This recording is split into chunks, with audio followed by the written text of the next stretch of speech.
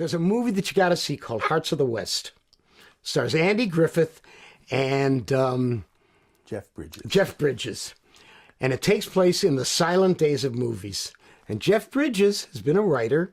Andy Griffith has been a writer, and he's been a cowboy like Tom Mix.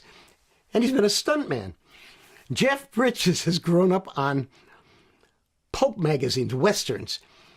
And they're sitting across from each other one night, and they've come off the set, and Griffith's back hurts, and he's sitting out there, and Jeff Bridges asks him, he says, what do you want to do? He says, I want to be a writer. He says, yeah? He says, yeah, I want to write rootin', shooting, two-gun, toting western writers. I want to be a writer. And Andy Griffith leans across to him, and he says, son, you'll be a writer when a writer tells you you're a writer. I didn't know it until Dorothy Parker told me I was a writer. I sat as close as I am to you, closer, on a Sunday afternoon. And I got the review from Esquire up there, where the unkindest thing she says about me.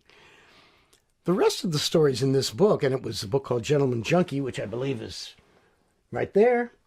It come out in a 50-cent paperback. Where she got it, God only knows, but she reviewed it for Esquire. And after spending a column and a half tearing Fannie Hurst to shreds, I mean, really, winnowing her down like somebody winnowing down a bamboo shoot to a flute for a kid, she spent this much time talking about a 50-cent paperback. It was, I think, my third book published. And the unkindest thing she said, was, the rest of these stories in this book are not too dusty either. It is a loving, heartwarming embrace by one of the greatest American writers who has ever lived. Male, female, gay, straight, homosexual, non-sexual, bestial, half wombat, half human. Dorothy Parker is one of my idols and icons. And I sat so close we were touching hands. And she had written this review. And I, of course, had gone over the moon. And I was in New York when I read it. And I came out here. And I was here for about 6 months, and I drifted into the company of people who knew Dorothy Parker. And I said, boy, would I love to meet her. And they said, that can be arranged. And they called me about 3 days later and said, would you like to meet Dorothy Parker? And I said, if you nail a bear's foot down, does he walk in circles?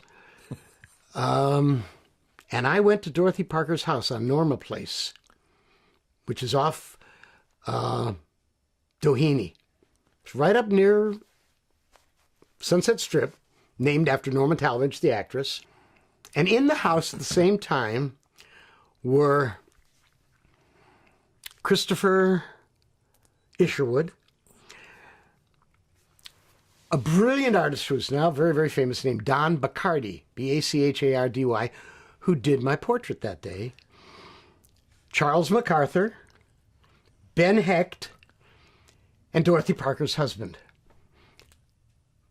Alan Campbell, all of whom were out in the solarium.